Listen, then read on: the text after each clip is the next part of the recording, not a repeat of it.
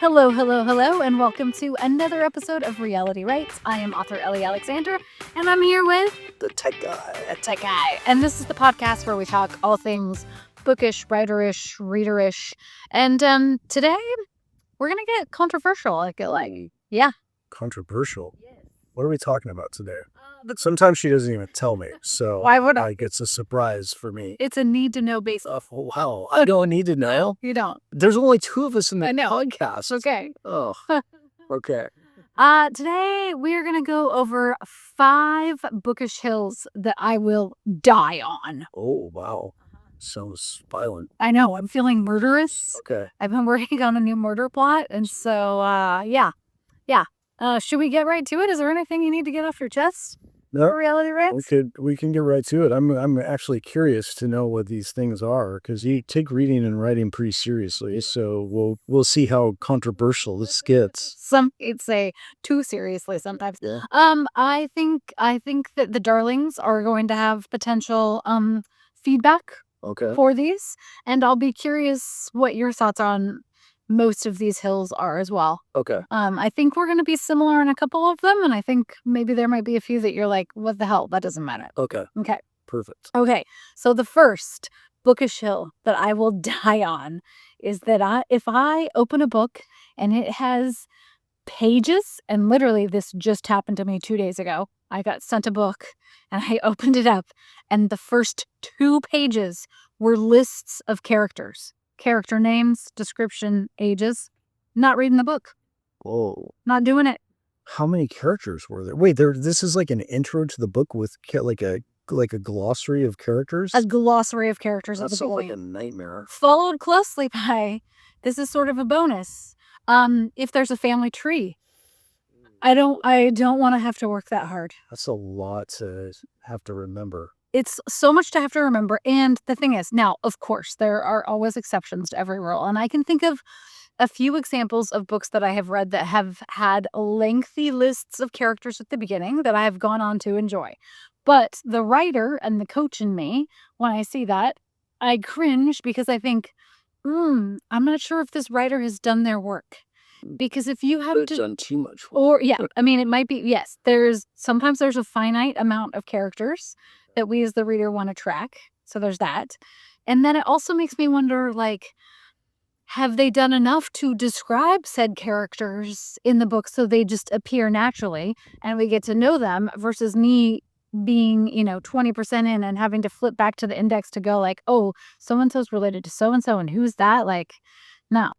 How common is it for a book to have a list of characters at the beginning? I don't think I've ever encountered that in anything I've read. Yeah, so it doesn't happen so much, you think, in sci-fi, or? No. Uh-huh. And I mean, some of these sci-fi books are, like 500-600 pages, and they have dozens of characters, but there's rarely like a glossary of people who are in it. It's just the characters just happen, and they're either core to the story and are repeating throughout, or they come and go occasionally for a scene or whatever, but they have an importance to the story, but it's not somebody you need to remember the life story of in order to enjoy the rest of the plot. Exactly. Okay. Yes. So I will say, in some of my historical fiction that I read, that's where it tends to happen more. Every once in a while, and like maybe a historical romance, that's especially when you get involved in the family tree. I like the look of a family tree. I don't want to actually have to use it at all. But I will not name names or titles, but this was in a cozy mystery. So immediately, I'm like, if there are 2 pages devoted to all the characters I have to track, I'm sorry. It's a hard pass. Well, hard pass. You know a thing or two about cozy mysteries, so for the prospective writers out there, what would a good number of characters be?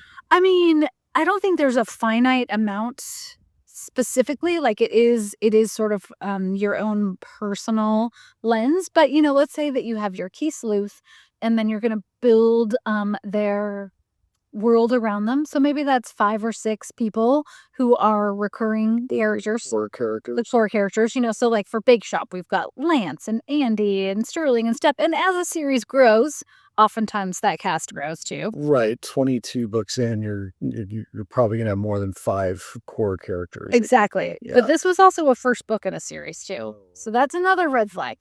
Um, it could be a great book. Maybe I will read it, but I don't think I will. Um, and then, 5 or 6 suspects. You don't wanna be bogged down, and that was the other giant red flag with this. There were 12 suspects. 12? It's just too many. It's too many. You can't track that. Not all 12 suspects cannot all have great motives.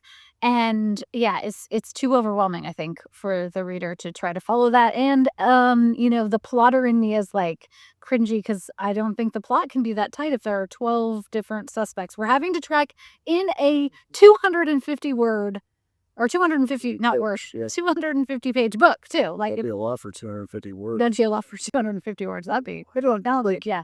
Okay, so that actually leads to a question. This is why I'm dying on this hill, darlings. Like, how terrible of a person does the victim have to be to have 12 people that are suspected of murdering them?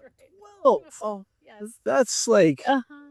that's a lot. That you have to be one big time a-hole That's right. to want to have 12 people that want to kill you over, and because it's a cozy mystery, it's probably over something like, they stole a recipe. That's right. Or, Exactly. Your whatever. grandmother So I'm like, cherished recipe. No, like, wow, 12. 12 suspects plus, I don't know, it was like 24 cast members also. So That is wild. That's a lot of.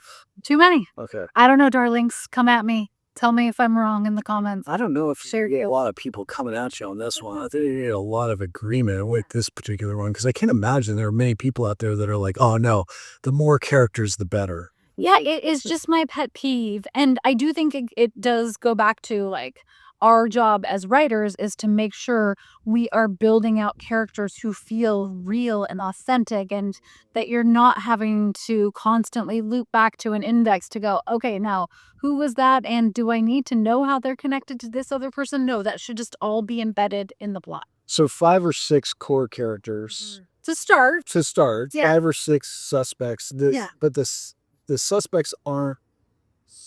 Some of them could be throwaway characters, but some of them are like they become recurring friends. They could be, right? yeah, yeah, Yeah. or they could not. Okay. Either way. Yeah, Okay. yeah. Interesting. All right, but not 12. Not 12. It's not 12. Okay, cool. So what's next? That's number 1. What like too many characters is number 1. What's Not just too many characters, but a list and or a family tree. Yeah. family Okay. tree? Okay. Number 1 Bookish show. I'm dying on that. But what about a book that has too many characters without a list? That's got to be even Oh yeah. worse. Well, that leads to number 2. Okay. I will not finish it. DNF. Oh. DNF. Yeah, you and I disagree on this one. Bookish show I will die on. Yeah. If I'm partway through a book, if I'm 3/4 of the way through the book, even if I'm 2 chapters and I'm done with it, I do not finish it. I'm laughing because I know this is one we disagree on, and I always, no matter how bad a book is, I always finish it. Yes. But part of it is like a guilty little pleasure of I like complaining about it while I'm reading it to you. I know. What the hell? Just don't finish it. And I'm like, Yes. I've got to finish it. And so, yeah, that doesn't happen very often. I've only had a few that are like that, but uh, I'm still trying to get through the third body problem. I know. Just be done. This is like I'm And on you my keep trying. fourth try, but I know because I know I would love it if I just finish it. Or maybe you won't. I think I will. The other 2 books, there are 2 more books in the trilogy too, so that's because that is a trilogy. So The thing is, I don't have time to read all of the books that I want to read on my TBR stack. right. So, Well, admittedly, your TBR stack is bigger than mine. yes. Yeah. But life is too short. If you're not vibing on a book, let it go, darlings. Just set it aside and let it go, and then come back to it later if you decide, or maybe not. Okay. Well, so that is probably controversial. Then there are people. Your camp is probably bigger than my camp. People who, like, so I want to know, like, from the darlings out there, do you finish a book all the time when you start it, or do you just chuck it? Chuck it. Pass it on. don't pass it on. Like, if you did, well, Somebody else might love it. That's true. You never Apparently, that know, was a right? snap. Yeah. Subjective.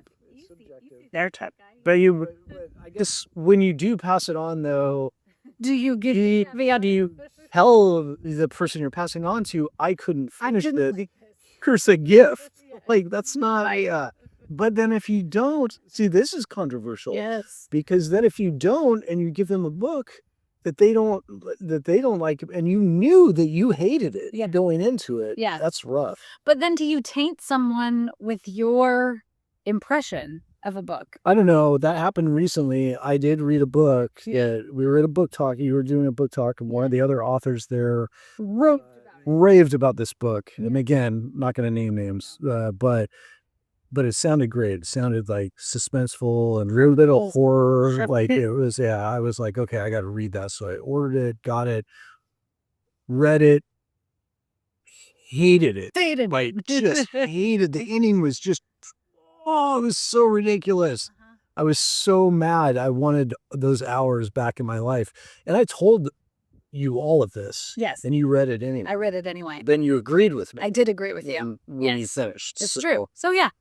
I mean, for me, my rule is that if I love a book, I'm going to share about it all the time, right? Right. If I don't love a book, if I don't finish a book, I'm going to let it go. But sometimes I will have a book that I have started and it hasn't hooked me, but it's good writing and the plot is there. And I'll think of somebody who I know, like, oh, this friend would actually, I think, really resonate with the book.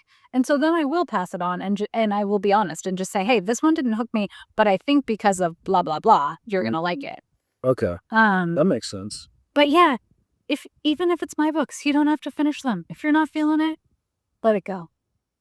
Pass it on. Pass it on. Set it aside. And then, but we're not making an official reality rights recommendation as to whether or not the darlings tell the person they're passing it on to if they liked it or not. I need you all to weigh in on that. I'm curious. Okay. I'm very curious. I would say, I don't know. I'm torn. Yeah.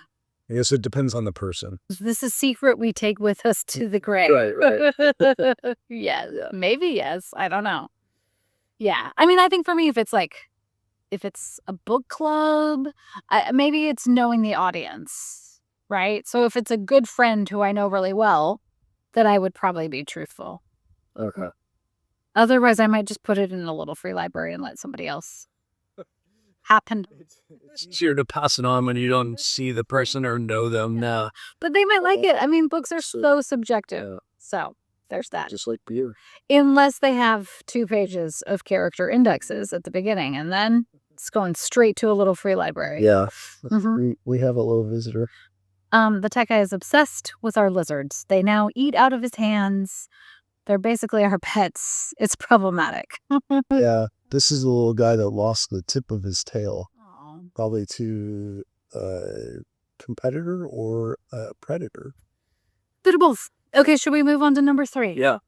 Number 3. This is the 3rd bookish hill that I will die on. And that is awards and blurbs don't matter. Oh. At the end of the day, they don't matter. And I do have a story behind this. Okay. I have blurbed many books, and I love providing blurbs. I only, again, provide a blurb for a book that I authentically enjoy. Well, and you read every book. I read every book. That's a rule. And I finish. Those are not, if I'm agreeing to blurb a book, I read it from start to finish, and then I craft my blurb and pass it on. Because I do think that's important. If I'm saying to you, darlings, like, I think you should read this book, then I want it to be a book that I have read and enjoyed. And also, I'm always worried that, like, what if I get halfway through a book that I'm blurbing and it's been great, and then the second half goes off the rails, or something really horrible, or like, they kill a pet at the end, or like something that it does not Drop a racist slur. rashes. Yeah. Exactly. So part of it is just like discernment for me, making sure, like, okay, You're protecting the brand. I'm protecting the Ellie Alexander brand Yeah. for you darlings, and my own sanity. Right. So there is that. So, I mean, I'm not taking anything away from blurbs. I am always extremely grateful when other authors provide a blurb for me. The same goes for awards, but I just was working with a client who had put their book up for an award, and they went through this whole process. This is in another country, and it, it it was tons of work to submit for it, to do all of the things, and they didn't get chosen. They didn't get a nomination. Their book wasn't picked, and it was just this whole gut-wrenching process for them. And at the end of the day, an award or probably a blurb is not gonna be the difference for me, and I don't know, darlings, maybe you feel differently, but I'm not picking a book because of that.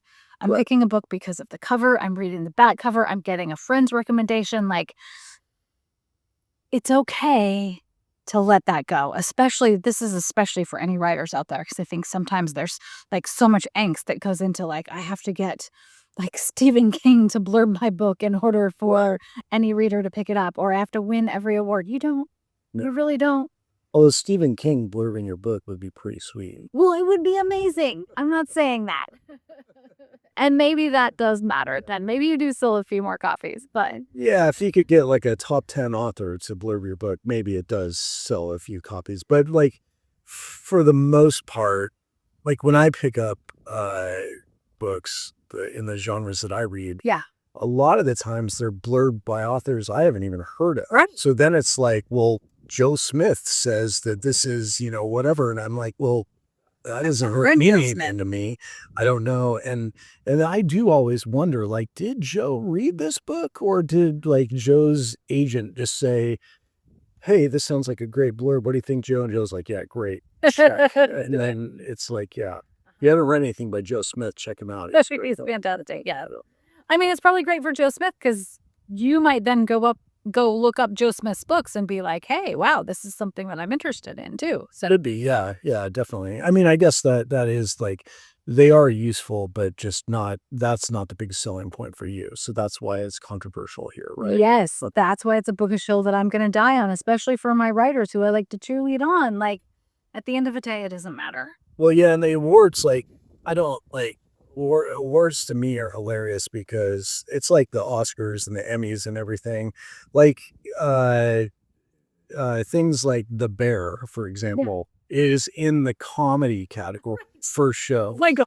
And sure, it has some funny parts to it, but it is not a comedy. And also one of the darkest, saddest scenes episodes of all of TV. If you know, you've seen the Christmas episode. Yeah. It's deeply dark and it's an amazing TV show, but Not a comedy. Yeah. for it to be competing against comedies, Yeah, you've got like Abbott Elementary over right, here. that's not fair. No. Like it doesn't. So then it wins an award for best comedy. So you see that and you go, well, I'm going to check out The Bear. Yeah. You're not going to be laughing a whole lot, No. right? So that is like that award doesn't carry much weight in my book. Not that any of the actors in The Bear don't deserve that, because that, again, is a phenomenal show. But the same is like even more so of book awards, because I want to hear from the darlings, like how many of you know like the major book awards, Right. and if you do, you know the names, but do you know like what's the application process? Yeah. How many other books were how do books get recommended? Like Who's on them? who are the judges? Yes. Like that all of this stuff. It doesn't. It doesn't mean anything. It's like you see the gold seals on the book sometimes, and it's like winner of, well, for sci-fi, it's like the Nebula Awards. And I'm like, okay, but what is that? I think of what's the McElhaney show? Oh, It's Always Sunny in Philadelphia. No. It's the gaming. Oh, shoot. Yeah. Mythic Quest. I think of the writer in Mythic Quest where he's holding on, he's like 80 and he's holding on to this one award that he won like way back when. And it's just like, what is that? Oh, that was a huge hawk that just flew by. See, this is why we podcast outside. We get all sorts of cool things. Anyway, I don't know that I'd be really curious to know of the listeners, the darlings out there, like, what do you know about these awards? Do they like does it impact your decision to buy a book or not? That's my bookish hill that I'm dying on. I don't think that at the end of the day, that is going to be the thing that makes a reader find your book if you're a new writer. So you can just release that and let it go and be done with it. Whew. Okay. 2 more to go. 2? We still have 2 to go. 2 more to go. I told you. Yeah. It's controversial on reality rights. Number 4. Get ready. Oh, boy. I'm going to stare into the camera for a minute. Jeez. Wait for the darling. Dramatic. They know this one is going to get some serious pushback, but dog ear pages, like, they're going out of style. 1, 2, 3 spots. Sometimes I'll highlight sections. I'll write in the margins. I felt like half our listenership just in right there. Like, just they're good. Like, they're gone. You own the book. It's your book.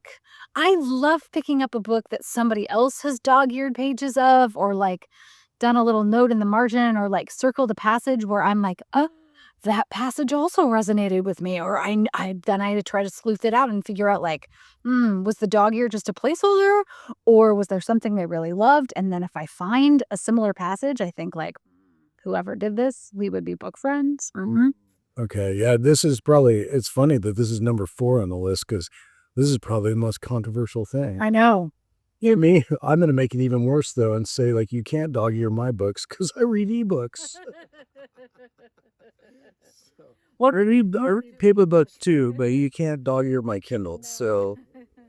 You used to read a lot more paper. You just exclusively read your ebook now. I mean, it's because I travel a lot for my job, and that's how I got into it. I don't travel as much anymore, but that's how I got into it, was just I would travel for like a week or more at a time, and if I wanted to take 2 books, that's a lot of space, so yes, can pack it on my Kindle, and then your mood changes, right? Yeah. And the other thing is, we just what do we just have to buy? We just have to buy another bookcase. Yes. Another freaking bookcase to hold the number of books that we have in this house. Yes. And every time we move, what is the number one thing that has the highest number of boxes? Right, but I like my paper books. I like physical dog-eared pages. Reminds me, I need to check and see how much we have all that stuff insured for. I know. Yeah, we have more books than houses, right? What is on We should build We should build a house out of books. Some of them are friends' books. Some of them are like signed books. I have some of my mom's old books that she had like dog-eared and noted. Like that's the best. So yeah. But the other thing about ebooks that I love, and this is going to make number 4 even that much more controversial, is I can loan an ebook to somebody, and whether or not they want to give it back, it's automatic. They have to return it. Because I will tell you right now, and if any of you out there have these, I want to hear from you. I'm missing 2 of my Murderbot series. 2 of them. I loaned them to somebody, and now I don't have them. They're missing. You're talking physical books. Physical books, paper books, because I did buy those. So yes, Martha Wells, if you're listening, yes, she is. I miss his books 2 and 4 from the series. So if you could send signed copies my way, that'd be awesome. Perfect. Right. No big deal. She will for sure. Yeah. Totally. But you know what's not happened to any of those paper books? None of the pages have been dull. I know. I don't care if somebody returns a book dog-eared. I'm fine with it. I'm okay. I'm okay with that too. See, this is one of the reasons I don't read paper books, because if I see a bent page, then I got to get another book. Yeah. Got to get a new copy. Cracked grained. Oh God. Oh. I mean, why even at that point? You just like use that to start a fire in the fall or winter, because that's gonna look terrible on your shelf. Like it's just, that is just terrible. And then you can't get it to like stay. Then once it's cracked in one place, you have to crack it on every couple pages, because you can't get the book to stay open. Yes. Because it's all loose on like the third of the way through. Then you got to crack it halfway, and then yeah. Crack that spine. And then you might as well just be turning the pages out one at a time. Just fire starter. Okay, yeah. I feel like, darlings, come at me. I know you're gonna have a lot of thoughts and comments, but I'm still dying on this hill. They're my books. I can do with them as I please, and I will dog ear them I will write in the margins. I'll make little notes. I'll spill my coffee on them. I'll take them to the bathtub. That's a given. She does that with books that aren't even hers. Like, asked her how many the Jackson County Library was the beneficiary of multiple fees that we had to pay. I bought those books. Yes, that's fact. After they took a bath with you. Yes. After I had to do the library walk of shame. Like, What is it? When does a 300-page book look like a 600-page book? When it's been submerged in water. there was like, I don't remember what number, but one of Reese Bowen's, her Royal Spinas had come out in hardcover, and I was like, yes, I was first in line at the library. I read it in the bath. No one else got to it. Nobody else got it, just me. You bought it on my shelf now. Yeah, okay, well, that takes me to number 5.